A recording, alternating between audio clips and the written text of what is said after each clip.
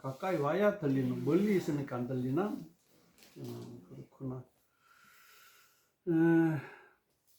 자, 오늘 사도행전 12장 말씀을 보기 전에 예. 제가 이렇게 말씀 본 거를, 깨달은 거를, 알고 있는 바를 이야기하는 데 있어서 상당히 쉽지 않은 것을 좀 깨달았습니다. 어떻게 말을 해야지 듣는 사람이 알아들을 수 있을지를 잘 모르겠어요. 글로 적어봐도 좀 글이 시원찮고 말로 해도 말이 시원찮은데, 아무튼 두서없이, 언제나 늘 두서없이 이야기를 해봅시다. 11장 말씀은 이제 이방인이, 할례받지 않은 이방인이 예수 공동체에 들어오는 것에 대해서 예루살렘 전체 유대인 교인들이, 할례받은 유대인 교인들이 자기들 공동체에 들어오는 것을 인정했단 말이죠. 할례받지 않고도 들어올 수 있다라고 인정하는 그런 내용들이 11장 바로 전장에 있었죠. 그런 다음에 27절부터, 11장 27절부터가 이제 우리 오늘 12장에서 보는 내용입니다.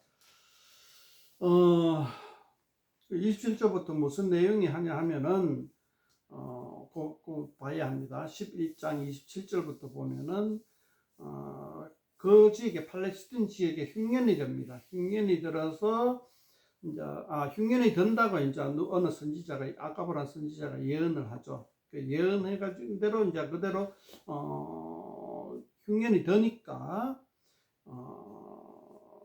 그 안디옥 교회에 있던 사람들이 예루살렘 교회에 부조하기로 합니다. 똑같이 흉년이 들었는데 안디옥 교회는 왜 어렵지 않고 예루살렘 교회는 어려우냐에 대해서 여러 가지로 좀 추정을 해봐야 됩니다. 추정이라는 단어를 쓸 수밖에 없을 정도로 자료가 흔하지 않고 희귀하니까 그래요. 제가 예전에도 말씀드린 대로 예루살렘 교회의 재정 구조에 대해서 한번 생각을 해봐야 돼요. 일단은 예루살렘 도시라는 그 도시의 경제 구조는 성전 중심의 경제 구조예요. 성전에 들어오는 그 성전세, 각종 11조도 있고 다양한 어떤 그 성전으로 들어오는 헌금을 가지고 돌아가는 경제 구조다. 물론 그것이 다는 아니겠죠. 그것이 그 경제에 큰 영향을 미친다는 거죠. 구미에서 공단이 잔뜩 있어가 공단이 전체의 경제를 100% 차지하는 건 아니잖아요. 그죠? 공장에 이제 하나 들어섬으로 말미암아 그것이 씨가 돼가지고 경제가 전체도 잘 돌아가게 하는 거잖아요. 마찬가지로 예루살렘이라는 도시는 성전에서 오는 그 성전세 수입으로 인해서 경제가 돌아가는 구조라는 거죠. 우리 상주 같은 경우는 이제 농촌 수입이 경제 구조에 선순환돼야 되는데 실상은 그게 아니고 우리 상주시는 제가 판단하건데 공무원 월급이 상주시의 경제를 바치고 있다. 저는 이렇게 생각합니다만은 어쨌든 그런데 예루살렘 교회는 성전과 어떻게 됐다고요? 성전과 완전히 결별합니다. 성전의식, 제사의식, 제의식, 성전 경제 구조로부터 재추측입니다. 성전 경제 구조로부터 완전히 독립하는 예루살렘 교회는 그런 상태에서 어떻게 되냐? 자립적인 경제 활동, 성전을 벗어나서 자체적인 경제 구조로 들어가는데 아마 농업 기반, 그 다음에 상업 기반, 그런 정도로 아마 예루살렘 교회가 경제 구조가 되어 있을 것이다. 그런데 흉년이 들면 농업 기반 경제 구조는 굉장히 취약하게 되죠. 거기에다가 예루살렘 교회에는 우리 사도행전 4장쯤에 봤으니까 예루살렘 전체 고아와 가부들이 다 모여온 거예요. 그냥 저 가면은 그냥 밥은 먹을 수 있더라 해가지고 우리 서울에 노숙자 쉼터 가면은 막 온갖 사람 다 오잖아요. 멀쩡한 사람도 와가지고 청년들, 좀 배고픈 청년들도 오잖아요. 노숙자 쉼터에 가보면. 그런 것과 마찬가지로 예루살렘 교회는 예루살렘 도시 전체에 있는 과부들이 적과 과부들이 다 떼거지로 모였으리라고 예상을 합니다. 그런 와중에 이제 바나바 같은 사람과 뭐 아나니아와 삽비라 같은 사람들은 자기 밭을 통째로 팔아가지고 양식 구해가지고 다 나눠주는 그런 경제적으로 상당히 취약한 구조 속에 놓여 있는 거죠. 그럴 때에 흉년이 왔을 때 예루살렘 교회는 완전히 어렵게 됩니다. 그 반면 안디옥 교회는, 안디옥이라는 도시가 지난번에 말씀드린 대로 로마 제국에서 세 번째로 큰 도시라고 하면은 억울해하고, 두 번째로 큰 도시라고 하면은 흐뭇해하는 도시다. 그 정도로 큰 도시에서 아마 그 공무원들의 그 월급이 주된 경제 구조가 되겠죠. 물론 뭐 무역 상업도 주요하겠지만은 그러니까 굉장히 그 정치적으로 뭐랄까 중요한 도시이기 때문에 뭐 군인들도 많이 있을 것이고, 또 무역 도시이기도 하니까 무역 도시라기보다 거점 도시이기도 하다 보니까 많은 사람들이 오가고 뭐 그런 정도 뭐 큰 도시, 경제적으로 왕성한 도시, 그곳에는 이제 농업에 의존하는 것이 상대적으로 적겠죠. 비중이 낮겠죠. 그런 상태에서 안디옥 교회 교인들이 예루살렘 교회 교인들에게 부조를 보내기로 29절, 11장 29절에 작정하고 바나바와 사울의 손으로 30절입니다. 장로들에게 보낸다. 자, 이렇게 시작합니다. 부조를 이제 안디옥 교회에서, 안디옥 교회는 이제 뭐 우리나라로 치면은 뭐 한 충청도 도시점에서 이제 예루살렘 같으면 한 부산점 되는 데씩 거리겠죠. 그 정도 거리를 이제 물론 두 사람만 가는 것이 아니라 두 사람이 대장이겠죠. 바나바와 사울이 그 밑에 뭐 젊은 사람들을 데리고 갔겠죠. 그렇게 해가지고 예루살렘으로 가는데 요 이야기가 어디서 다시 딱 나오냐면은 중간에 12장에 들어가서 끊깁니다. 끊기고 12장 마지막 25절에 가서 툭 튀어나옵니다. 25절에 12장 25절에 보면은 바나바와 사울이 부조하는 일을 마치고 마가라 하는 요한을 데리고 예루살렘에서 들어오니라. 그 중간에 내용이 붕 떠요. 붕 뜨고 그렇게 이제 10장 마지막에서 시작한 부조의 이야기가 12장 25절 한 구절 딱 튀어나오고 맙니다. 그냥 성공했다. 부조하는데 그냥 무사히 마치고 돌아왔다. 뭐 이렇게 딱 끝납니다. 12장에는 무슨 내용이 들어가 있느냐? 그 인클루지어라 그러죠. 앞에 하고 이제 부조로 시작해서 저 뒤 가서 부조로 마쳤다. 그 사이에 12장 전체의 내용이 이제 만두 속에는 속처럼 감싸져 있는 구조죠.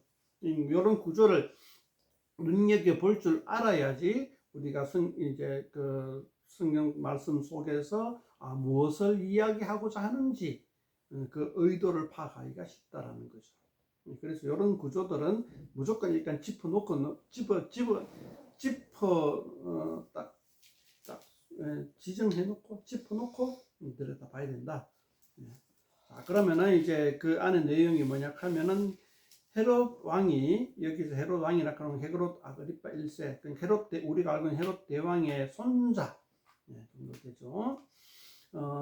그 헤롯 아그리파 1세가 당시에는 다른 사촌 형제들보다 굉장히 큰 영역을 갖다가 다스리는 왕이에요. 이 헤롯 아그리파 1세가 1절에 보면 교회 중에서 몇 사람을 헤아려하여 2절에 요한의 형제 야고보를 칼로 죽이니, 야고보를 왜 죽였는지, 어떤 과정을 통해 죽였는지는 안 나와요. 그냥 죽였다. 제가 볼 때는 우연찮은 사고로 인해서 죽인 것 같아요. 제 추측입니다. 그냥 그냥 기독교인 야고보를 그냥 탁 죽였어요. 죽이니까 결과가 어떻게 됐냐? 3절에 유대인들이 기뻐하더라. 사람을 죽였는데 유대인들이 기뻐해요. 뭐 요즘 와서는 이재명 죽으면은 뭐 윤석열 좋아하는 사람들이 기뻐하는 것과 마찬가지예요. 그죠? 예. 현대 정치를 좀 비유해서 좀 죄송합니다만은, 예. 편집할 때 좀 빼버리면 좋겠네. 어쨌든 이 헤롯은 정치적인 인물입니다. 정치적인 인물. 자, 여기서 이제 우리가 본문을 읽어 내려갈 때 우리의 선입견에 의하면은 뭔가 어떤 그 이유가 있어가지고 이전에 했잖아요. 어떤 종교적인 이유나 그 다음에 정치적인 이유, 사두개파와 바리새파 같은 경우는 정치적인 이유로 예수님을 지고 예수님을 믿는 사람들을 핍박했잖아요. 근데 유대교인, 그러니까 유대인 중에 유대교인들은 종교적인 이유 때문에 예수님 믿는 사람들을 핍박을 했어요.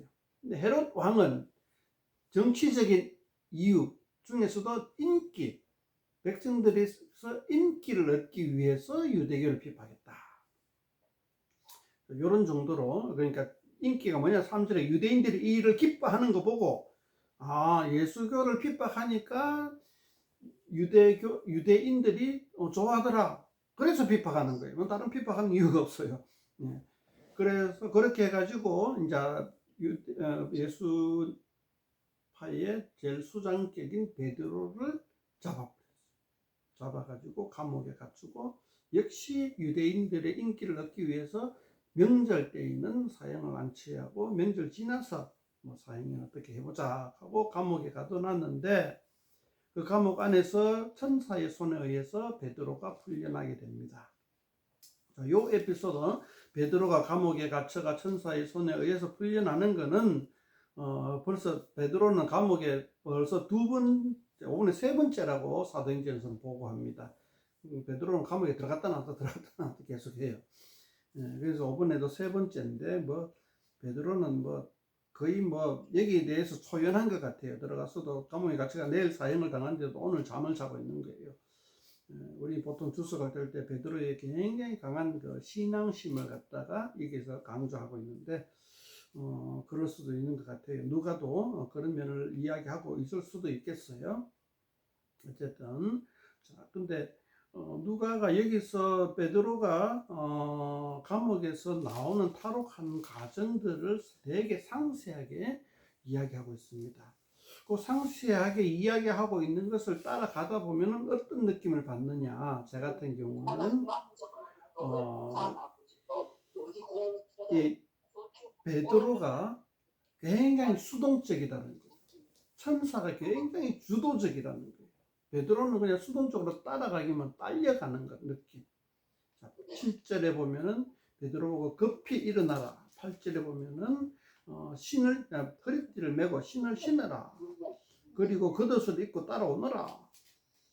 이렇게 베드로를 굉장히 천사, 즉 다시 말하면은 하나님 주도적으로 일을 하더라는 거죠. 근데 우리가 사도행전 전체를 읽어보면은 느낌을 받는 게 그거죠. 성령님이 주도적으로 일을 하는, 그리고 사도들이나 어떤 그 신앙인들이 약간 수동적으로 따라가는 듯한 느낌, 그런 느낌을 사도행전 전체를 받는 거죠. 자, 마찬가지로 그런 사도행전 전체의 분위기가 여기서 이제 압축적으로 더 나타나고 있다. 이런 어떤 느낌을 받았습니다. 그러니까 이제 베드로가 천사의 손에 끌려가 감옥에서 풀려나니까 이제 11절에 저는 이제 11절 말씀을 이제 어떤 그 굉장히 중요한 구절로 봤는데요. 한번 봅시다. 이에 베드로가 정신이 들어 이르되 내가 이제야 참으로 주께서 그의 천사를 보내 나를 헤롯의 손과 유대 백성의 모든 기대에서 벗어나게 하신 줄 알겠노라. 처음에는 그냥 비몽사몽간에 그냥 몽롱한 상태로 감옥에서 나왔는데, 감옥에서 다 나가 정신이 어느 순간 정신이 번쩍 들어보니까 자신은 감옥의 바깥에 나와 있고 이제 벗어나게 됐다. 그래서 고백하는 게 주께서 그의 천사를 보내 나를 헤롯의 손과 유대 백성의 모든 길에서 벗어나겠다. 이것이 이 베드로의 고백이 사도행전 전체의 고백이라고도 할 수가 있단 말입니다. 사도행전 끝에 가보니까 어느 순간 눈 뜨고 보니까 복음이 온 천하에 편만하게 되어 있고, 세상에 기독교를 핍박하던 모든 사람들의 손에서 벗어나가지고 흥황하게 돼 있더라. 그러한 초대교회의 신앙 고백일 수도 있다는 거죠.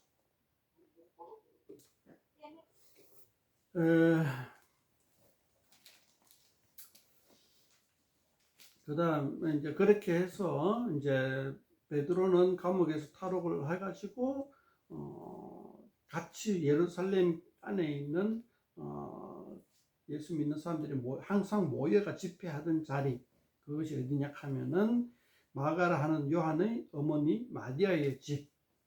여기서 이제 주로 이제 우리가 얘기하기는 예수님이 최후의 만찬한 장소도 여기가 아닌가 이렇게 이야기를 하고 있죠.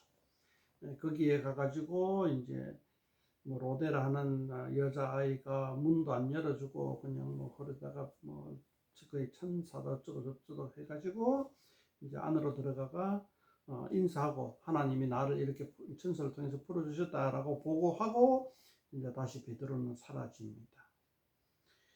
그런데 이제 그렇게 사라지고 나니까 이제 헤롯 궁에서는 이제 난리가 나죠. 18절, 19절에 보면 헤롯이 이제 파수꾼들을 다 죽여버립니다. 이제 예수를 못 지켰으니까. 자, 여기까지 한번 보면은 이제 처음에는 헤롯이 2절에 요한의 형제 야고보를 칼로 죽입니다. 요한의 형제 야고보를 칼로 죽이고 마지막에는 자기 파수꾼들을 칼로 죽여버립니다. 이러한 것들, 그리고 이제 그런 것들도 하나의 인클루지오라고 보면은 되겠죠. 그 다음에 이제 베드로를 감옥에 가두었지만 베드로가 감옥에서 풀려납니다. 그것도 인클루지오로 연결됩니다. 그렇게 하고 그 다음에 20절부터 23절, 24절까지가 굉장히 중요한 어떤 우리에게 정보를 정보 문학적 그걸 제공하고 있습니다. 한번 봅시다. 2절부터 헤롯이 두로와 시돈 사람들 대단히 노여하니 그들의 지방이 왕국에서 나는 양식을 먹는 까닭에 한 마음으로 그에게 나와 왕의 침소 맡은 시나 블러스를 섞다가 함옥에 장기라. 자, 기근이 흉년이 교회에만 풍긴 게 아니죠. 헤롯 아그리빠가 다스리는 왕국 안에서도 기근이 똑같이 일어납니다. 그러면 이제 그 기근을 헤롯은 어떻게 대처를 하느냐? 뭐 요세푸스 이야기를 들어보면 뭐 나름 잘 대처를 했다고 해요. 뭐 교회처럼. 그런데 잘 대처한 거는 누가는 이야기하고 있지 않습니다. 어떤 걸 얘기하냐면은 이제 두로와 시돈, 요는 이제 저 북쪽에 있는 해안가 도시인데요. 이 사람들도 헤롯이 다스리는 곳에서 양식을 들여다옵니다. 그러니까 헤롯의 손아귀에 달려 있는 거죠. 저들의 양식이. 그런데 무슨 일론지 모르지만은 두로와 시돈 사람들이 헤롯의 눈밖에 나버린 거예요. 그래가 불안한 거예요. 혹시 우리가 헤롯의 기분이 안 좋아가지고 우리한테 오는 양식을 끊어버리지 않을까 불안한 거예요. 그래가지고 이제 헤롯의 시나 블라스도 하고 이제 이렇게 친해져가지고 사바사바 해가지고 헤롯에게 가가 헤롯의 노염을 풀고 양식에 대한 걱정을 덜려고 이제 작전을 써가지고 이제 이제 어떤 연회를 장을 이제 막 이렇게 가는 거죠. 열고 그러니까 이제 로비를 하는 거죠. 들어와 시론 사람들이 헤롯에게 로비를 해가지고 이제 양식에 대한 걱정을 끊어버리려고 그렇게 하는데 그러니까 그런 연회장에서 헤롯이 막 되게 뭐 연예인 같은 옷 입고 와가지고 막 하니까 사람들이 아부를 떠는 거예요. 와, 신과 같다 막 하고 막 이렇게 아부를 떠는 거예요. 요즘도 정치 보면 그렇게 아부를 떠는 사람들이 있더라고. 유튜브 보니까 요즘 정치 판국에. 그런데 뭐 결과는 헤롯이 벌레를 먹어 죽었다 이렇게 얘기하고 있죠. 벌레에게 먹혀 죽은 거죠. 네, 벌레에게 먹혀 죽었다. 그러니까 요세푸스는 복통으로 죽었다 이렇게 얘기해요. 그 두 개 합쳐 보면은 그리고 현대 이제 여러 가지 이제 의사들 얘기하는 바로는 이 기생충이다 벌레가. 그래서 이제 장폐색으로 죽지 않았나 굉장히 고통 속에. 이제 요세푸스도 이제 복통 그러니까 고통으로 죽었다.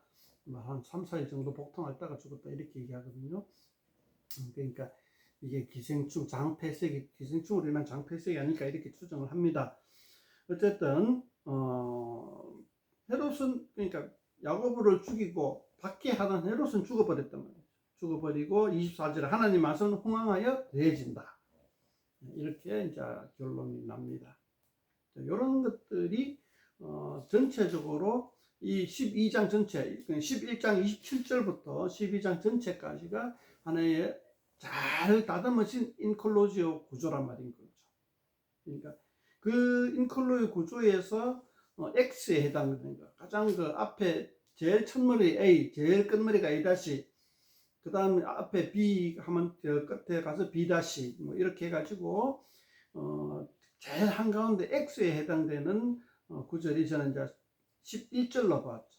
이제 참으로 주께서 그의 천사를 보내 나를 헤롯의 성과 유대 백성 모든 길에서 벗어나게 한 줄 알더라. 요거는 뭐 분석하는 사람마다 다르겠죠, 그죠? 저는 그렇게 분석했다는 겁니다. 11절이 가장 중심 구절이라 이렇게 본 거죠, 이 전체에서. 그러니까 이게 굉장히 반전도 많고 그런 어떤 문장이라는 거죠. 야고보를 죽이고 박해했지만 결국은 헤롯은 자기가 죽었고, 자 여기서 이제 그 25절 가장 껍데기, 아까 처음에 얘기했던 가장 껍데기 25절 봅시다. 바나바와 사울이 부조하는 일 마치고 마가란 요한을 데리고 예수는 부조하는 일 마쳤다. 저 앞에 A에 해당되는 거는 부조를 하러 나섰다. 우리는 이 장면에서 눈여겨봐야 할 대목 중에 하나가 뭐냐 하면은 기근이 왔을 때에 교회 공동체는 어떻게 대처했다? 서로 부조하고 서로 하나가 되어도 연합하고 어려운 가운데서도 더 연합을 했단 말이죠. 근데 세상을 어떻게 대처했다? 불안하니까는 로비하고 막 아부하고 아첨하고 그리고 막 그 자기가 가지고 있는 그 식량 권리를 가지고 사람들을 쥐었다 폈다 하게 하고 자기 자신에게 아부하게 하고 하는 세상 정치를 비교한다. 세상 정치는 기근이 왔을 때에 서로 악의 다툼하다 망하는 거고, 교회 공동체는 기근이 왔을 때, 어려움이 왔을 때에 서로 협력해가 더욱더 하나가 되는 장면이에요. 그런 어떤 큰 어떤 반전이 있단 말이죠. 근데 자, 더 큰 구조를 한번 봅시다. 12장이 사도행전 앞뒤 장에서 어떤 역할을 하는가. 앞에는 예루살렘 회의, 이방인, 할례받지 않는 이방인도 받아들이려 하는 회의가 있었고, 13장부터는 사도 바울이 본격적인 선교 활동을 합니다. 이 13장부터는 계속 사도 바울이 선교하는 이야기예요. 다른 이야기 안 나와요. 계속 선교. 예, 그렇게 끝나요. 13장부터는. 사도 바울이 그냥 주인공이고 다른 사람은 아무도 안 나와요. 그런데 이제 11장 이야기고 13장 고리 얘기했는데 12장에서는 오늘 방금 봤던 헤롯 왕 이야기, 부조 이야기가 나와요.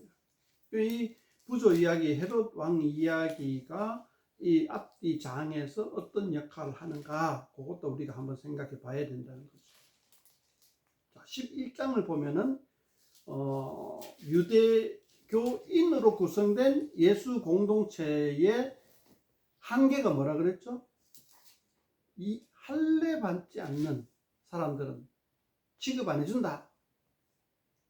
그러니까 그게 이제 틀리고 어쨌든 이방인들은, 유대교인이 아닌 이방인들은 예수 공동체에 들어오는 것에 대해서 심리적으로 못 받아들이는다 이거죠. 그런데 그것을 깨뜨리는 것이 이제 11장에서다. 그러니까 벽을 허물어 버리죠. 12장의 역할은 뭐냐? 이런 과정에서 봤을 때 저는 이렇게 봅니다. 12장의 역할은 뭐냐? 벽을 허무는 것에서 멈추는 것이 아니라 더욱더 나아가서 하나로 연합하는 역할을 한다는 거죠. 그러니까 11장은 부정적인 요소를 없앤 거라면은 12장은 긍정적인 요소를 더한 거라 보는 거죠. 그렇게 해서 이제 교회가 이제 그 하나가 된다는 거죠. 벽을 넘고 하나가 돼. 벽을 허물고 하나가 됩니다. 벽을 허물고 그 자리에서 끝이 아니라 벽을 허물고 하나로 연합한다. 12장에서 하나로 연합한다. 이것이 이제 가장 연합하는 가장 대표적인 예, 다가 아닙니다. 대표적인 예가 부조하는 거. 부조하는 거 말고도 뒤에 가면은 연합하기 위해서 굉장히 많은 어떤 우여곡절들을 겪고요. 다시 또 연합하기 위해서.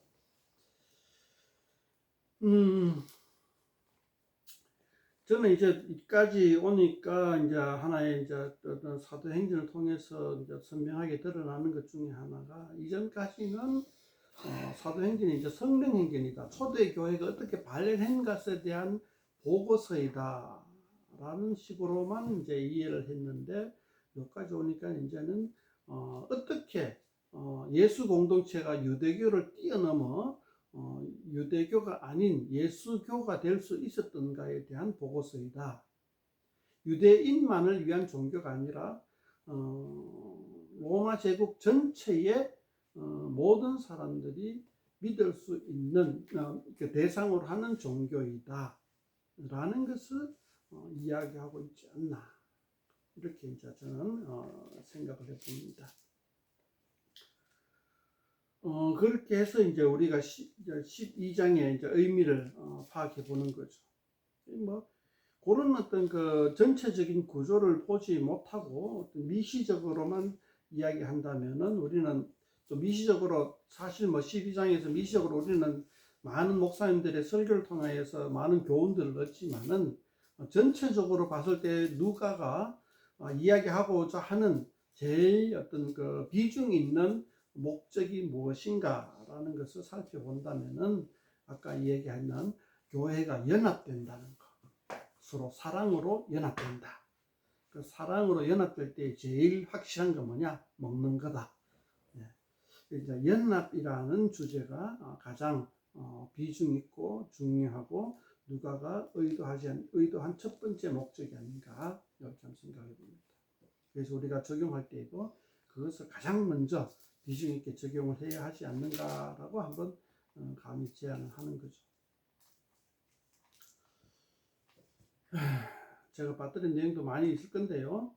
같이 한번 이야기해 봅시다.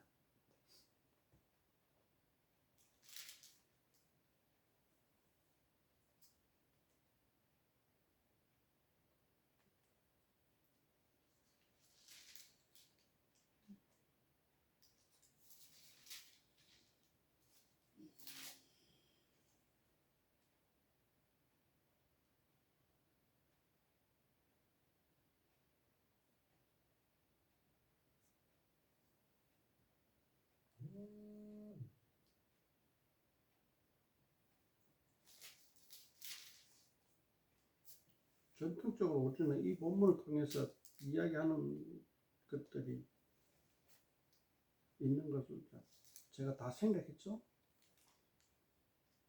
우리도 이야기하는 것도.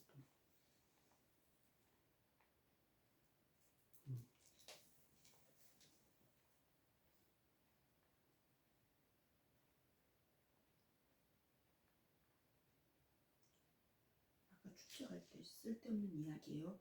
응? 쓸데없는 이야기예요. 야고보를 우연찮게 죽였을 것이라고 예측을 한다라고 했는데, 난 조금 생각을 못할 수 있는 게, 베드로를 잡으려고 한다 그랬거든.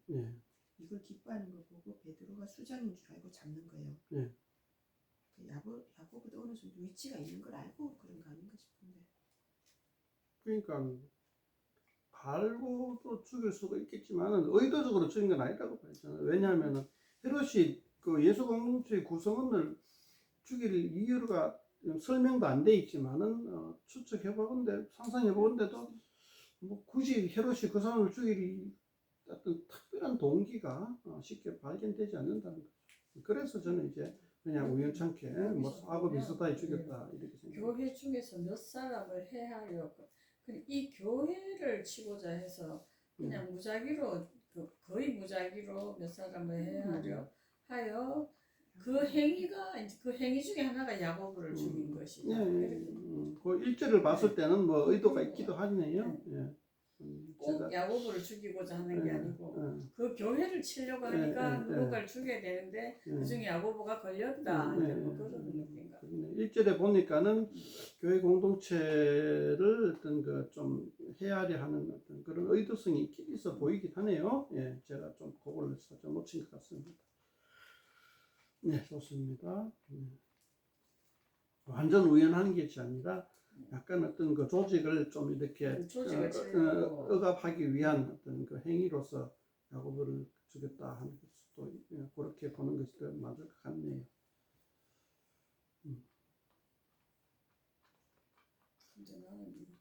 사도행전을 누가 썼는가에 대한 그때 물어본 것 같은데 또 모르겠네요. 누가가 썼다니까. 누가가 썼는 게 사도행전.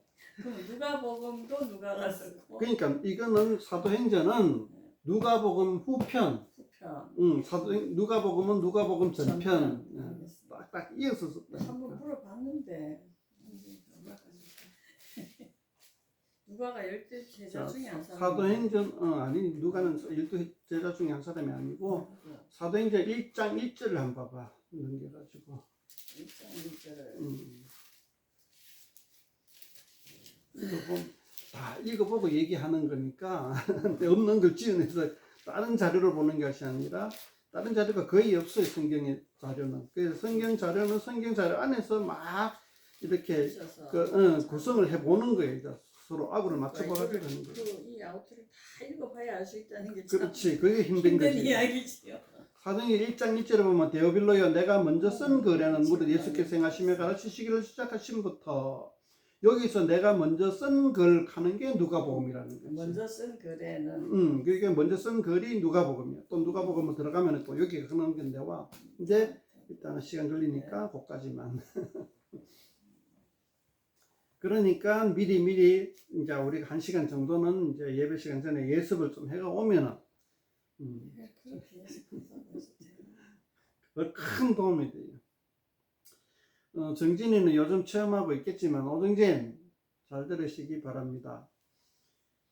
고등학교 때까지는 예습을 안 해와도 예습을 안 해도 수업에 80% 참여 80점, 예습을 해오면 100점 요런데 대학교 가서는 예습을 해오면은 200점, 예습 안 해오면은 거의 낙제 점수 40점. 대학교 수업은 예습이 거의 절대적이에요. 정진아, 예습 안 해오면 교수가 무슨 말 하는지 하나도 못 알아들어. 그게 이제 우리가 쉽게 말하는 그 아는 만큼 들린다.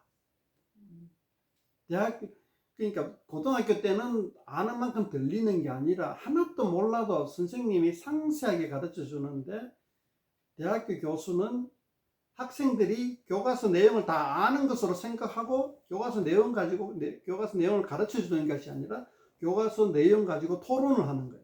수업 시간에. 대학교는. 그러니까 공부 안 해온 사람은 수업에 참여를 할 수가 없어 아예. 지금 그런데 제가 설교하는 방식도 대학교 교수와 비슷하단 말이지. 웬만큼 이걸 웬만큼 봤다.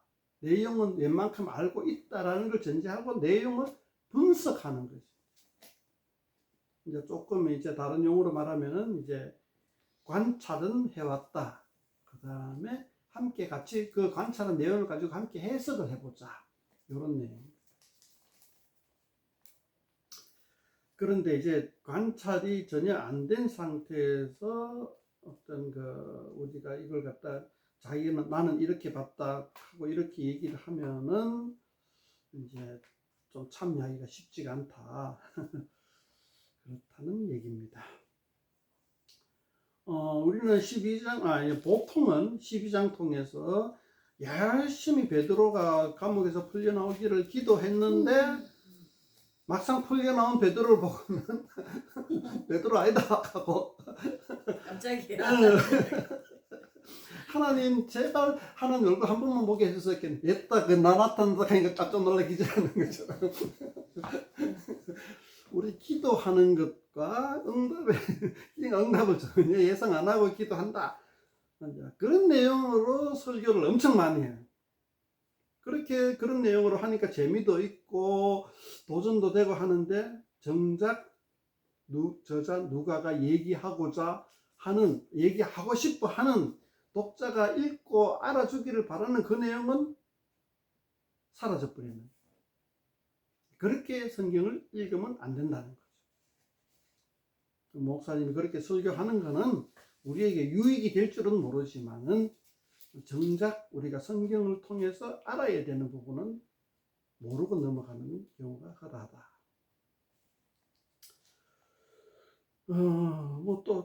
뭐 있습니까? 헤롯이 벌레 먹어 죽었다. 그래서 우리는 조심해야 한다. 영광, 자랑, 저 같은 경우는 이런 걸 갖다 자랑질이라고 표현하는데, 자랑질 하지 말자. 이런 식으로 또 설교하는 목사님들도 상당히 많습니다. 요 본문은 그렇게 설교하겠죠. 마찬가지입니다. 전체적인 문맥을 모르는 상태에서 그렇게 적용하는 것에 재미를 들이고 그냥 그것에서 만족하고 끝내버리면은 정작 중요한 것은 놓치고 만다. 그래서 우리가 성경을 어느 책이든 그렇죠. 읽을 때에 전체적인 문장 구조와 흐름 속에 자기가 읽고 있는 부분이 어디에 위치하고 있는가를 알면서 읽어야 된다는 거죠. 숲을 보고 나무를 알아야 된다. 나무를 봐야 된다.